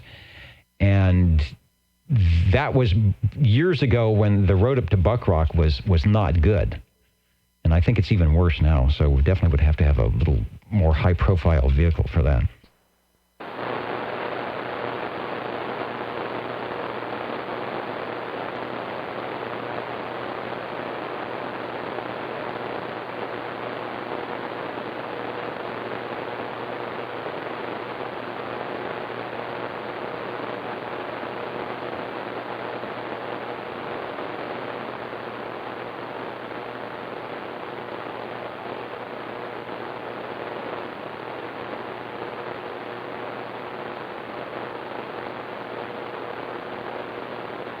That's interesting. John Lee saying Morrow Radio got in trouble with the FCC back in 1960, which you could do. That's back when they had monitoring stations and they really didn't have anything to do except go around and pick on the 11-meter guys, the Class D guys, and give them $50 and $100 fines for having their antennas too high and idle chit-chat.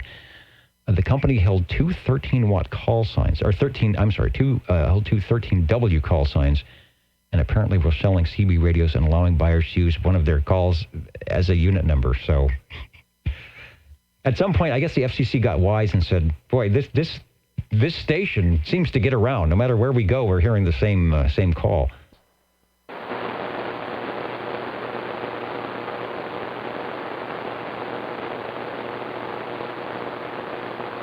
Hey, you pay enough for the radio. Probably the license were $8. I think I got caught in that really bad time when the licenses were $20. That was 1970. They went up to $20. They were at $8 at some point. But I think I remember trying to come up with $20 to give to, who was it? I think, you had to be 18, so I think I had to give it to my mom and say, here. I filled out everything. Here's $20. So I was like, what is this for? But... yeah, that would have been better. I should have got a Morrow radio and I had the call already.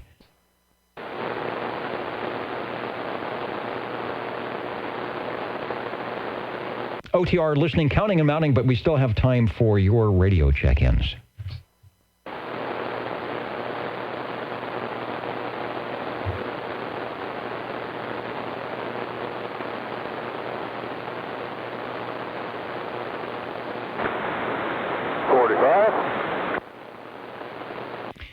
Hey, Paul, are you hearing me down here through all the noise? Over? We're going to try to get on this thing right now.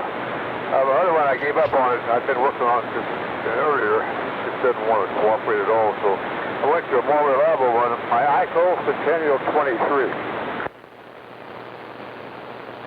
Hey, good. We needed a radio that we have not heard, a manufacturer that we haven't heard for a while. But that we used to hear a lot. Used to hear a lot of ICO radios, but not so much here in the 21st century. I bet I have a shot of that, I hope. The Sentinel 12, Sentinel Pro. You're saying that's a Sentinel 23, over?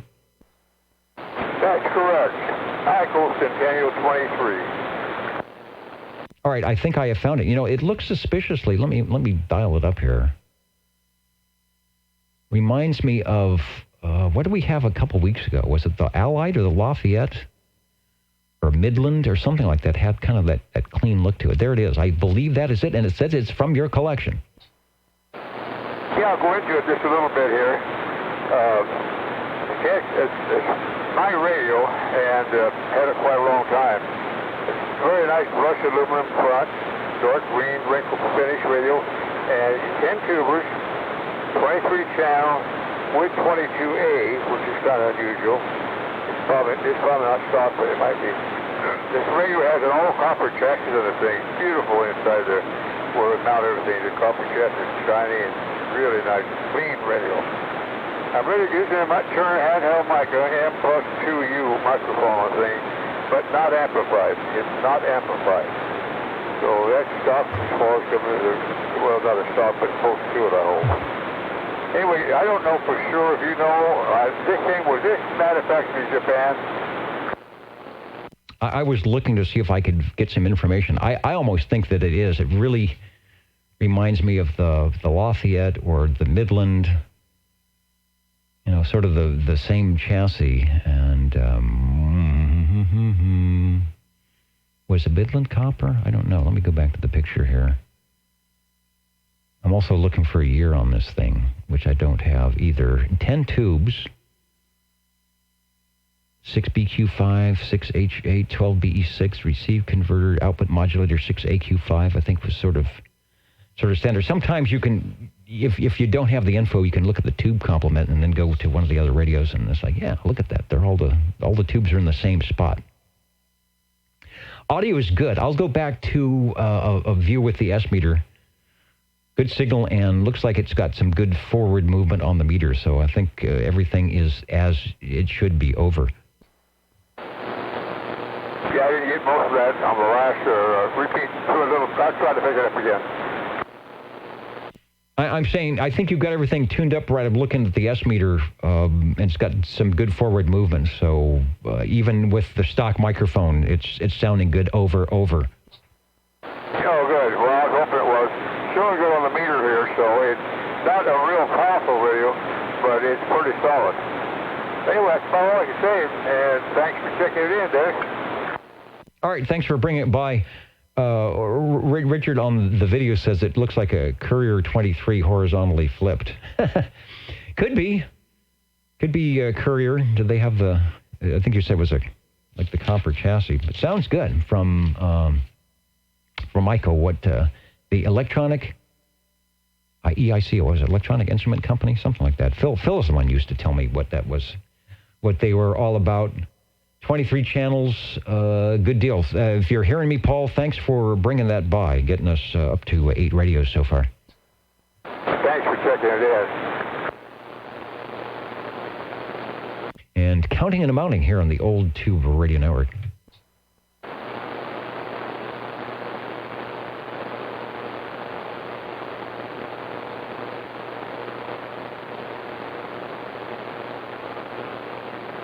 The 5-gallon can of Day-Glo paint. Well, maybe we should do that over in the green room, is make it a little bit more mod, put the green shag carpet in, and then I'll look right in place with this jacket.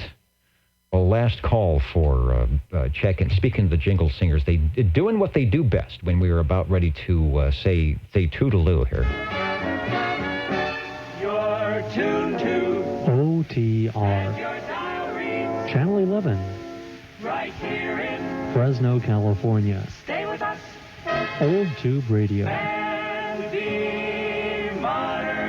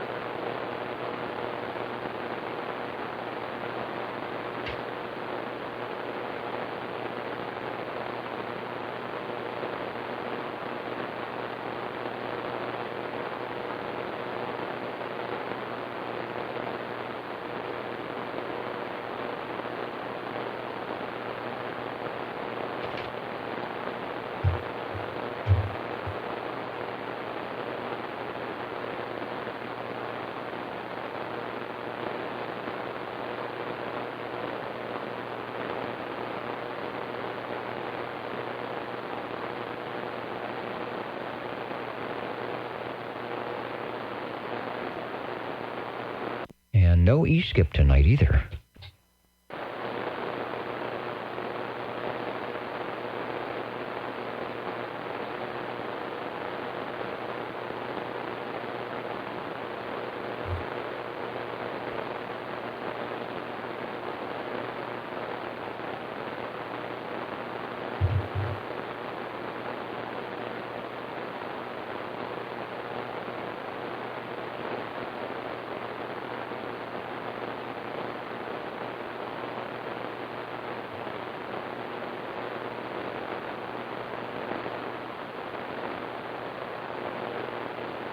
Okay, a lot of people probably staying indoors and doing something, drinking hot chocolate or having a donut. I guess a lot of good new season TV things on as well. Sometimes we have to compete against your favorite TV show on a Saturday evening. That was the tough time. Saturday night and Sunday night was the big duke out. Jackie Gleason and Red Skelton and the Smothers Brothers and Bonanza and all that time when you fight for ratings. Well, we don't have to worry about that. We don't worry about the ratings too much. And whenever you can sneak by and jump into the radio room and chat with us, that's perfectly okay. Again, thanks to those dropping in from afar who are not in the 27085 skip zone or ground wave zone from the various Facebook sites that are a great way to learn more about your CB radio and your vintage CB radio as well. We appreciate people that stop by and give us comments and suggestions and helpful hints about little pieces of history that we might not know about. Last call for check-ins here on the Old Tube Radio Network.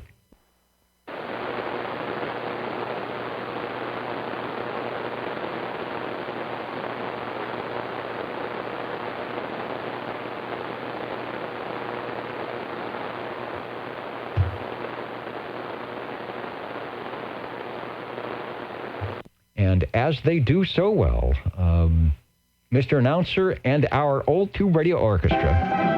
Ladies and gentlemen, time now for the current OTR totals.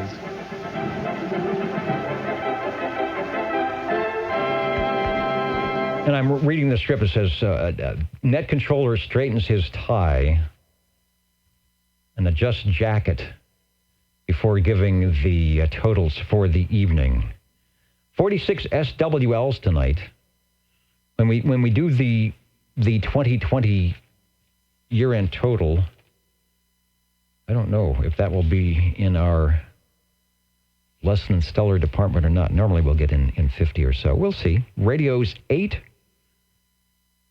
with the most heard manufacturer being a tie between beautiful downtown Burbank, General Radio Telephones, and the Browning Laboratories. Started off with the Sonar FS3023 from Jerry. Thanks for that.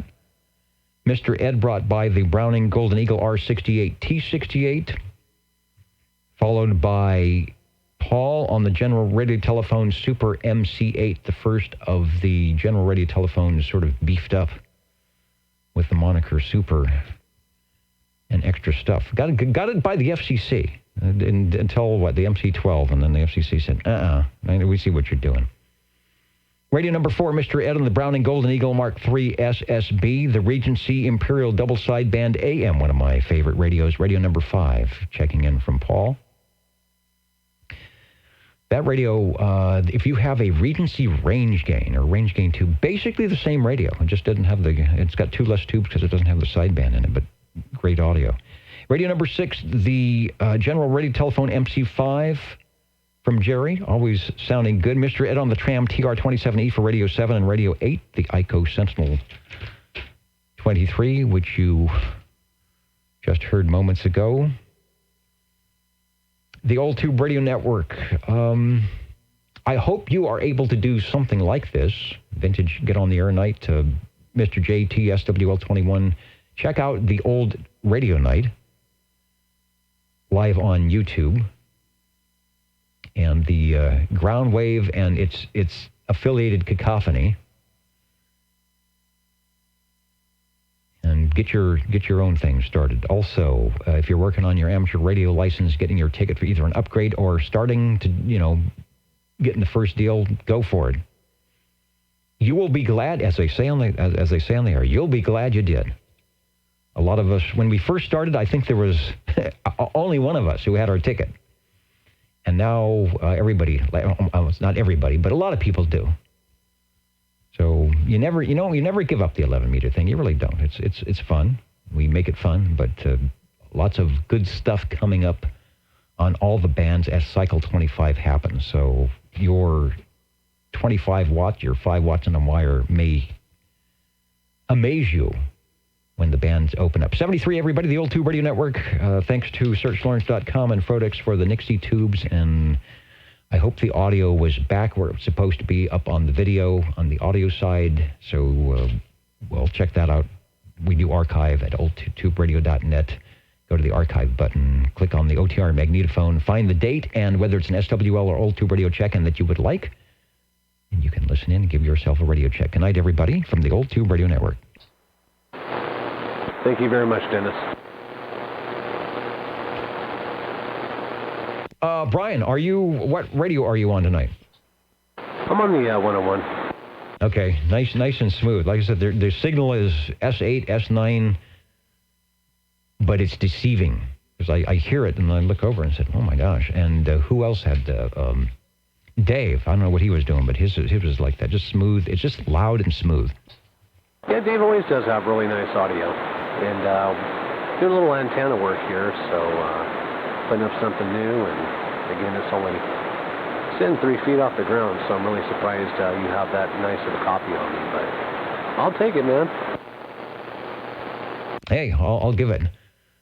I've got, I'll have to fish out the 101 here. It is not Timtroned, but I think I've got enough audio garbage to go through the front of it to make it sound nice. It needs, what I found with that radio when I used to do OTR long ago with the 101, I had the Amico PT2 preamp. It really needs the preamp. It's great if there's a lot of co-channel interference, because it's got that pre-selector. It's one of the better radios for not getting adjacent channel interference, but it's a little weak, or the sensitivity is a little weak for the far out stations, but put a preamp in front of it and it might work. I'll have to see if the audio output works well enough without any buzzing or humming. Might be able to do a 101 like we used to. God, I used to run the thing at about 2 watts, but I had the big stick up at 70 feet. Anyway, you're sounding good. All right, well, thank you much. We enjoyed OTR tonight as usual, and we thank you very much for doing it. So have a fantastic week, Dennis, and we'll be talking to you next week. You take care, man. Okay, and waving a hand from the video side of OTR, Ray 360. Delta X-ray is waving a hand.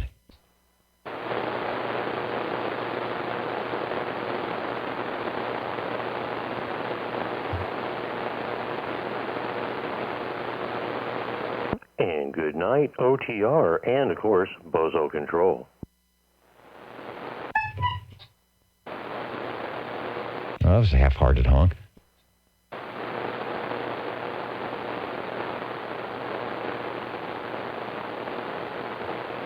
All right, thanks for watching. Let me kill the video. You know, we have a little time tonight. Hold on. Let's see what's happening here on Field Day.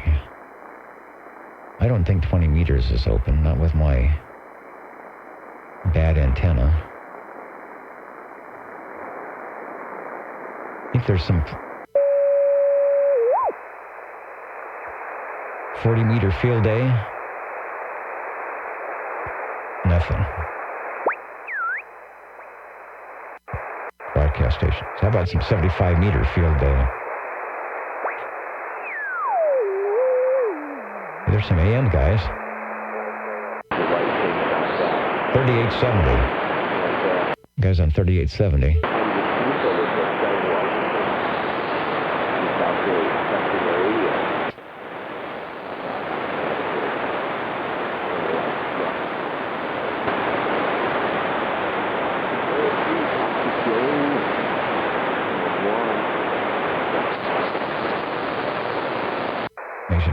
noisy with their C preamp. Hey, there it is. There we go. 38, 32, I think. Victor Field Day. Whiskey 6 Alpha, Florida Alpha. Whiskey 6 Alpha, Florida Alpha, Field Day. 38, 31 and a half. Victor Field Day. Whiskey 6 Alpha, Florida Alpha. Whiskey 6 Alpha, Florida Alpha, Field Day. AFA, W6AFA. Where's W6AFA? Victor Field Day. Whiskey 6 Alpha, Florida Alpha. Whiskey 6 Alpha, Florida Alpha, Field Day. That is Studio City, which is in Southern California. Victor Field Day. Alex. Whiskey 6 Alpha, Florida Alpha. Whiskey 6 Alpha, Florida Alpha, Field Day. And he's a contester, winner of the JIDX, winner of the AADX, winner of Russian DX. Victor Field Day. Whiskey 6 Alpha, Florida Alpha. Whiskey 6 Alpha, Florida Alpha, Field Day. Number 1 in USA. This guy's in for the big haul. Victor Field Day. Whiskey 6 Alpha, Florida Alpha. Whiskey 6 Alpha, Florida Alpha, Field Day. Running an ICOM 7610, amplifier, step-iron. Victor Field Day. Whiskey 6 Alpha, Florida Alpha. Whiskey 6 Alpha, Florida Alpha, Field Day. 38, 31 and a half. Don't mess with Alex. He goes in to win. Victor Field Day. Whiskey 6 Alpha, Florida Alpha. Whiskey 6 Alpha, Florida Alpha, Field Day. Winter Field Day. Something new. I've never heard of that. Winter Field Day. Whiskey 6 Alpha, Florida Alpha. Whiskey 6 Alpha, Florida Alpha, Field Day. Have we got anybody else? He's like the only guy in the band. He's going to stay there forever until he gets a contact. That's very noisy.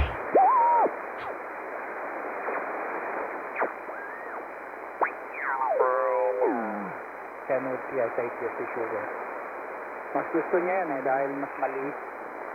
Yung kasing 950 FPS, pagka pinamodify mo yan, yung VMDX yata yun. Masyado mabigat. Napakahirap i-presto. Kaya, meron ako dati, kanya lang binenta ko. 3781. I don't have the Kenwood. I sound like some really good audio there. All right, let's check the AM guys here. PA plug. Oh, this guy's strong. So you can see the thing. So there's the RCA plug that says 12 volts. Now, I don't know what that's for. If it'll 3870. give you 12 volts if you need it for something, why would you do that? I don't know if you have to supply 12 volts to it in order for it to keep. Maybe you do. If so, I can do that. But I'll find out. I'll try to get the book on it. Maybe Obama has the book, and maybe I can find that manual online somewhere. See if I can get it. Operator's manual, diagram book.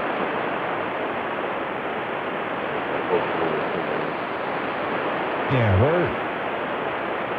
where's the R390 when you need it on the receiver? All right, that's what's going on. Field day is still happening. Winter Field Day is still happening. And the bands are lousy if you're trying to work 75 meters with a Starduster. Good night, everybody. The Old 2 Radio Network back next week.